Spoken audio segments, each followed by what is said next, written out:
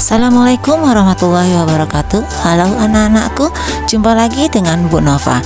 Kali ini kita akan membahas tentang pencemaran udara. Definisi pencemaran udara adalah kehadiran satu atau lebih substansi fisik, kimia, atau biologi di atmosfer dalam jumlah yang dapat membahayakan kesehatan manusia, hewan, dan tumbuhan, mengganggu estetika dan kenyamanan, atau merusak properti.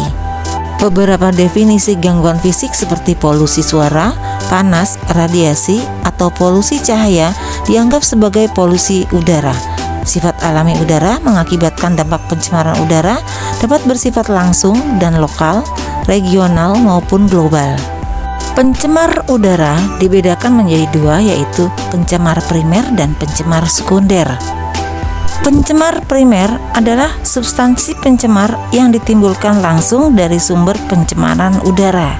Karbon dioksida adalah sebuah contoh dari pencemar udara primer karena merupakan hasil dari proses pembakaran makhluk hidup. Pencemar sekunder adalah substansi penyebab yang terbentuk dari reaksi pencemar-pencemar primer di atmosfer. Misalnya, pembentukan ozon yang terjadi dari reaksi-reaksi partikel-partikel yang mengandung oksigen di udara. Faktor penyebab pencemaran udara dapat bersumber dari aktivitas alam dan aktivitas manusia. Aktivitas alam contohnya adalah kotoran-kotoran yang dihasilkan oleh hewan ternak mengandung senyawa metana yang dapat meningkatkan suhu bumi dan akibatnya terjadi pemanasan global. Proses yang serupa terjadi pada siklus nitrogen di atmosfer. Selain itu, bencana alam seperti meletusnya gunung berapi dapat menghasilkan abu vulkanik yang mencemari udara sekitar yang berbahaya bagi kesehatan manusia dan tanaman. Kebakaran hutan yang terjadi akan menghasilkan karbon dioksida dalam jumlah banyak yang dapat mencemari udara dan berbahaya bagi kesehatan hewan dan manusia. Pencemaran yang diakibatkan oleh aktivitas manusia contohnya adalah pembakaran sampah, asap-asap industri, asap kendaraan, asap rokok, dan senyawa kimia buangan seperti CFC. Pencemaran udara mengakibatkan kerugian bagi banyak makhluk hidup di bumi. Substansi pencemar yang terdapat di udara dapat masuk ke dalam tubuh melalui sistem pernafasan. Dampak kesehatan yang paling umum dijumpai adalah ISPA atau infeksi saluran pernafasan atas, termasuk diantaranya asma, bronkitis, dan gangguan pernafasan lainnya. Beberapa zat pencemar dikategorikan sebagai toksik atau racun dan karsinogenik atau menyebabkan kanker.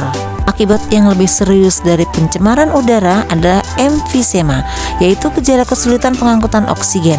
Kadar karbon monoksida yang terlalu banyak di udara dapat menghambat pengangkutan oksigen di dalam tubuh. Oleh karena itu, tubuh akan kekurangan oksigen sehingga sesak nafas, terjadi pusing, dan berlanjut pada kematian apabila tidak ditangani dengan baik. Dampak terhadap tanaman apabila tanaman itu tumbuh di daerah yang mengalami pencemaran udara yang tinggi, yaitu dapat mengganggu pertumbuhannya. Partikel yang terdeposisi di permukaan tanaman dapat menghambat proses fotosintesis. Dampak lainnya adalah bisa terjadinya hujan asam. pH biasa air hujan adalah 5,6 karena adanya CO2 di atmosfer.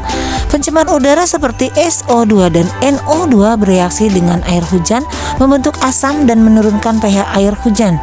Dampak dari hujan asam ini antara lain mempengaruhi kualitas air permukaan, merusak tanaman, melarutkan logam-logam berat yang terdapat dalam tanah sehingga mempengaruhi kualitas air tanah dan air permukaan. Hujan asam ini bersifat korosif atau mampu mengkikiskan logam sehingga merusak material dan bangunan. Rumah kaca juga disebabkan oleh keberadaan CO2, CFC, metana, ozon, dan N2O di lapisan troposfer yang menyerap radiasi panas matahari yang dipantulkan oleh permukaan bumi. Akibatnya, panas terperangkap dalam lapisan troposfer dan menimbulkan fenomena pemanasan global atau global warming. Dampak dari pemanasan global adalah peningkatan suhu rata-rata bumi, pencairan es di kutub, perubahan iklim regional dan global, serta perubahan siklus hidup flora dan fauna. Kerusakan lapisan ozon adalah dampak yang paling memungkinkan karena polusi udara. Lapisan ozon yang berada di stratosfer merupakan pelindung alami bumi yang berfungsi memfilter radiasi ultraviolet B dari matahari.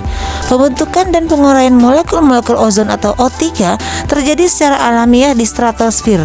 Emisi CFC yang mencapai stratosfer dan bersifat sangat stabil menyebabkan laju penguraian molekul-molekul ozon lebih cepat dari pembentukannya, sehingga terbentuk lubang-lubang pada lapisan ozon.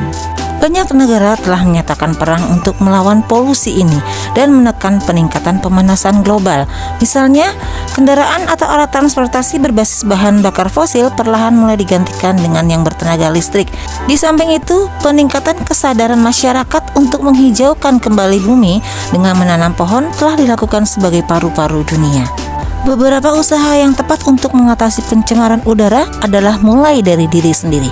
Kamu dapat melakukan beberapa hal, misalnya menanam tanaman penangkal polusi, memilih produk hemat daya dan ramah lingkungan, tidak membakar sampah ataupun merokok, bersepeda dan berjalan kaki, serta kurangi penggunaan kendaraan bermotor. Meski tidak mudah, lakukanlah cara mengatasi polusi udara dengan langkah kecil satu persatu. Oke guys, sampai di sini pembahasan kita tentang pencemaran udara. Sampai jumpa di video selanjutnya. Kita akan bahas tentang pencemaran tanah. Wassalamualaikum.